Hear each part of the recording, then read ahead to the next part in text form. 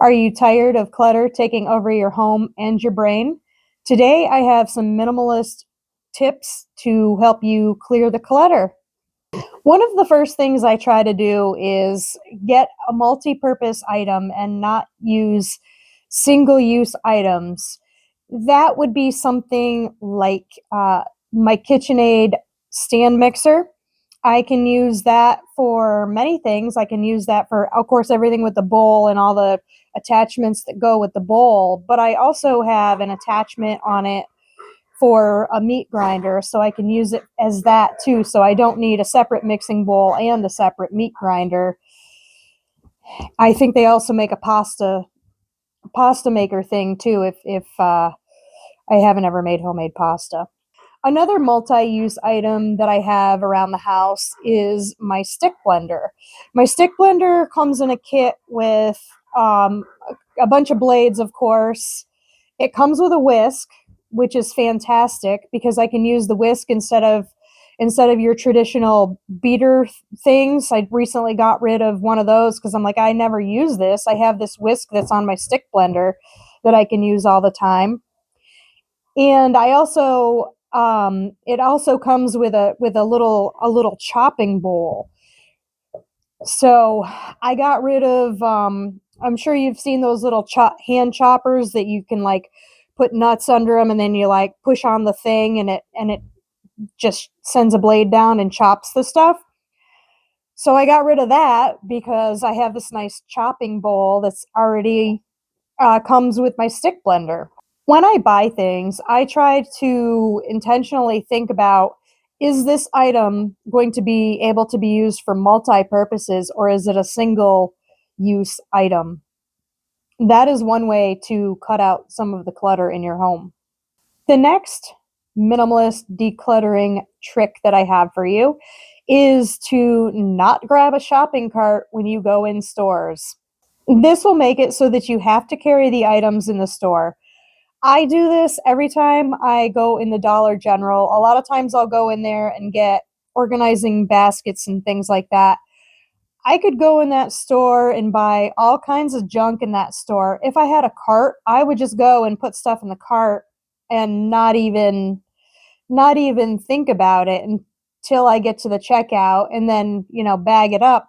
But if you have to actually carry those items through the store, you're going to stop shopping when the items get too bulky or too heavy for you to carry. That's tip number 2. Another minimalist decluttering trick that I like to use is, would I replace it if it broke? So if the item broke, would I buy it again? If the item fell in the toilet, would I grab it out and wash it off and reuse it? I certainly wouldn't flush it down the toilet.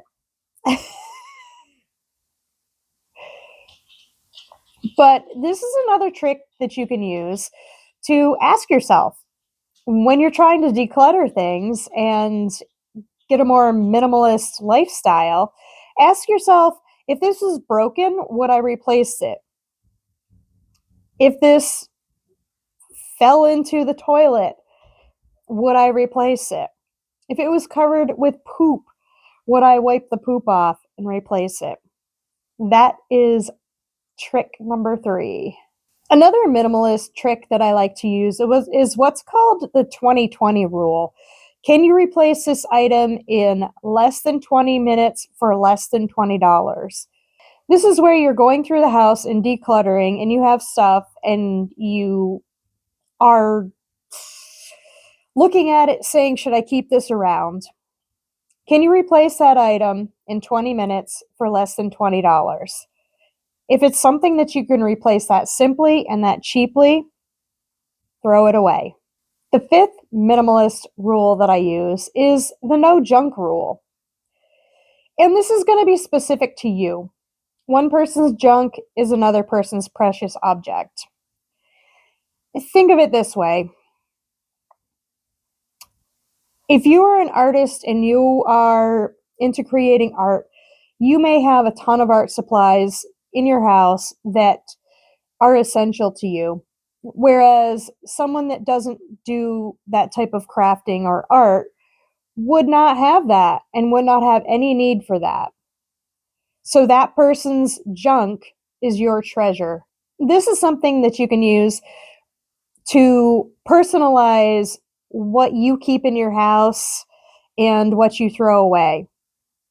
That is the fifth minimalist tip and tricks that you guys can use today to start to minimalize and declutter your life. If you're new to this channel, welcome.